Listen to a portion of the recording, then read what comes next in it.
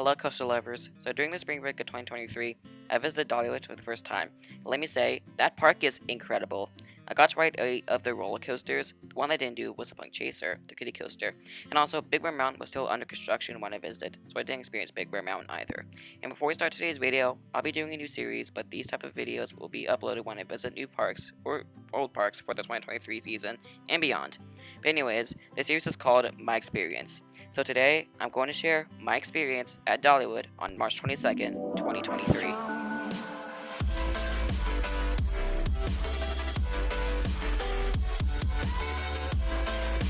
Welcome to King's Coasters. If you're new to this channel and love amusement and theme parks like Dollywood, this will be your channel and it will be appreciated if you subscribe to this channel.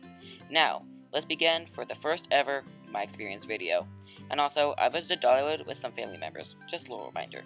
Anyways, we arrived at Dollywood at around 10 a.m. We were visiting during the 50th anniversary of one of Dolly Parton's songs called I Will Always Love You. It's a good song.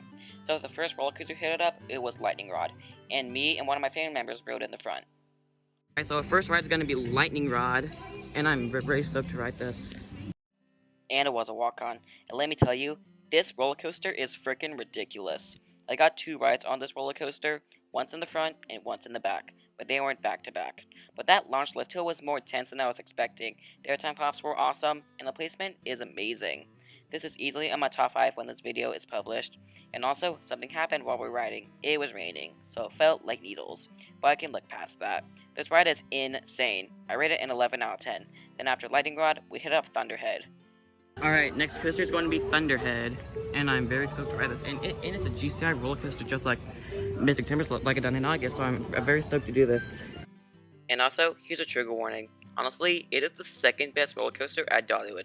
It exceeded my expectations, but the ride was a little rough, but it got retracked pretty recently, and it's so smooth.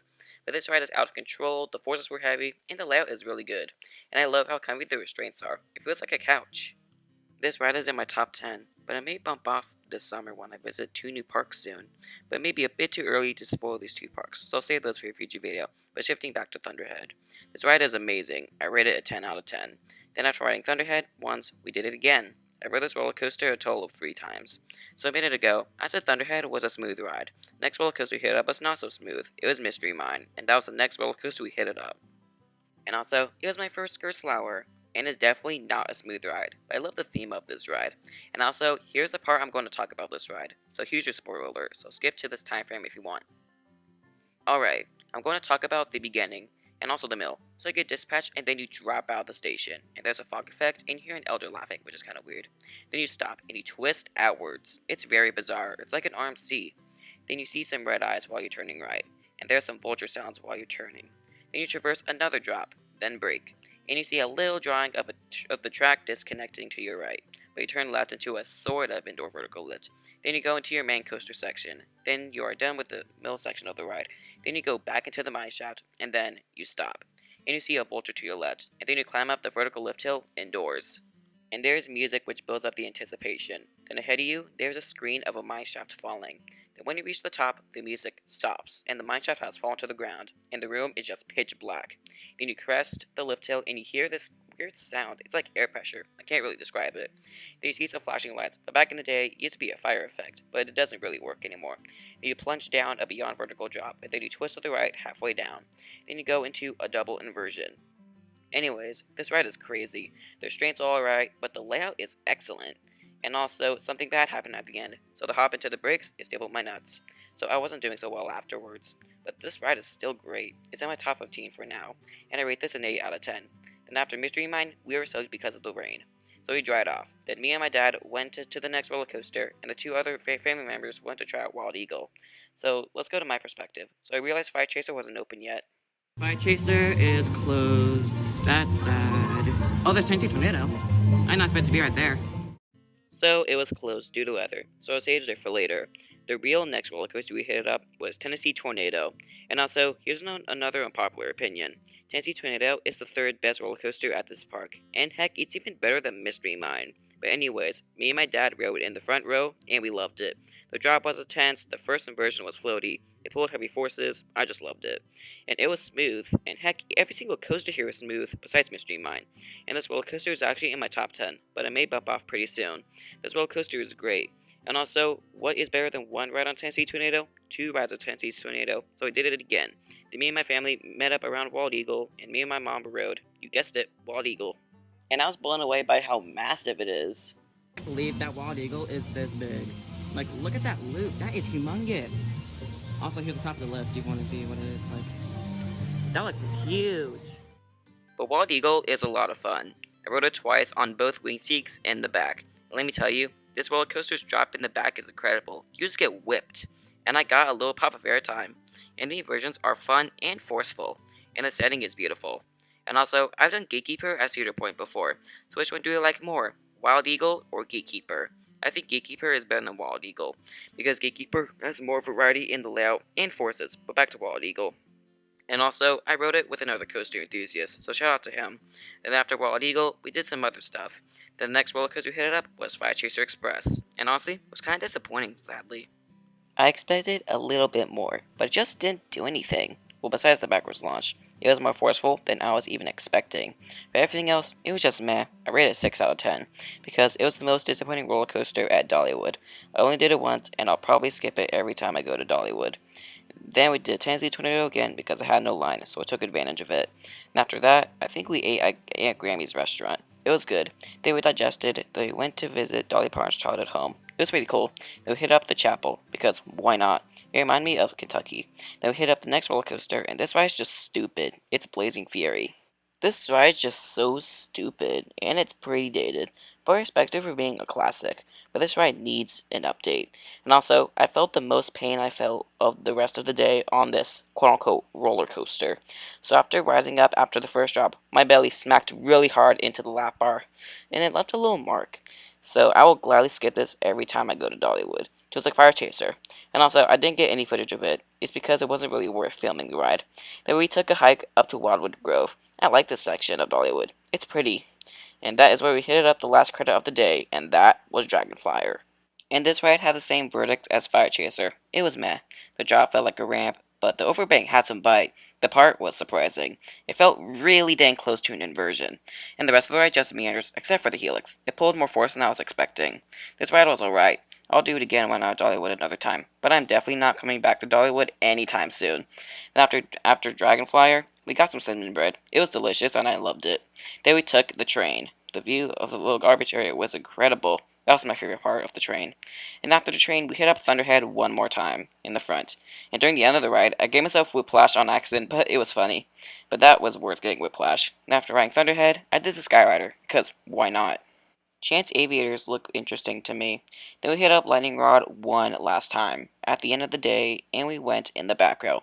And it's just plain aggressive in the back row. You just get beaten up in a fun way, because every single element hits so hard in the back. And luckily, it was raining, so it didn't feel like needles. I just had way too much fun. Then we got souvenirs. I got 2 Nano coasters and a shirt. The Nano coasters were for Wild Eagle and Lightning Rod, and the shirt was about Lightning Rod. And that wrapped up my day at Dollywood and this video. If you enjoyed this video, I have a lot more videos coming up in the next few weeks. It would be amazing if you subscribe to this channel and give this video a like to support the channel. Have you been or planning to go to Dollywood? Sign off in the comments below. And also, I will upload off-ride footage of the coaster soon. And now it's time for the bloopers. Anyways, make sure to keep that adrenaline pumping, and I'll see you in the next video. Welcome to King's Coasters. If you're new to the show and love amusement and theme parks like Dollywood, this will be your channel, and it would be appreciated if you subscribe to this channel. Now, let's begin from my first experience. And it was a walk-on, and let me tell you, this roller coaster is ridiculous. I got 2 rides on this roller coaster, once in the front and once in the back, and it's a back row ride for sure, but they were back to back. But that launch lift hill was more intense than I was expecting, and the air tops were, and it was a walk-on. Let me tell you, this roller coaster is ridiculous. I got 2 rides on this roller coaster, once in the front and once in the back, but they weren't back to back. But that launch lift hill was more intense than I was expecting, and the air times this ride is in my top 10, but it may bump off soon when I visit 2 new parks this summer. but it may be a bit too early to spoil these two parks that I'm visiting, so I'll save those for a future video. But shifting back to Thunderhead, this ride is amazing. I rate it a 10 out of 10. Then after riding Thunderhead once, we did it again. I rode this coaster a total of 3 times. So a minute ago, I said Thunderhead was a smooth ride. The next roller coaster we hit up was not so smooth. It was Mystery Mine, and that was the next roller coaster we hit it up.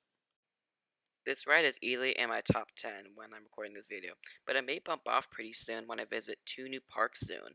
But it may be a bit too early to spoil these 2 parks that I'm visiting, so I'll save those for a future video. But shifting back to Thunderhead, this ride is amazing. I rate it a 10 out of 10. Then after riding Thunderhead once, we did it again. I rode this roller coaster a total of 3 times. So a minute ago, I said Thunderhead was not so smooth.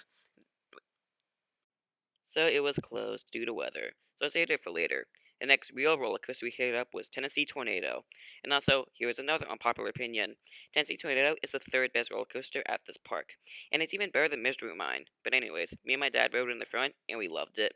The drop was intense, the first version was really floaty. It pulled heavy forces. I just loved it.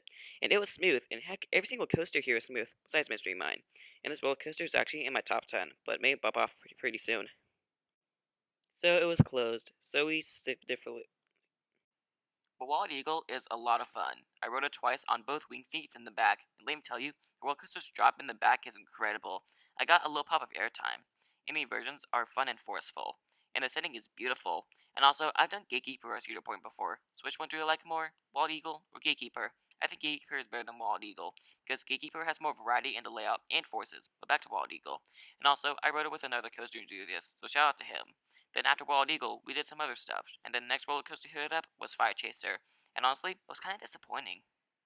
I expected a bit more, and it didn't do anything. Well, besides the backwards launch. That was definitely more forceful than I was expecting, but everything else, it was meh. I rated it a 6 out of 10, because it was the most disappointing roller coaster at Dollywood.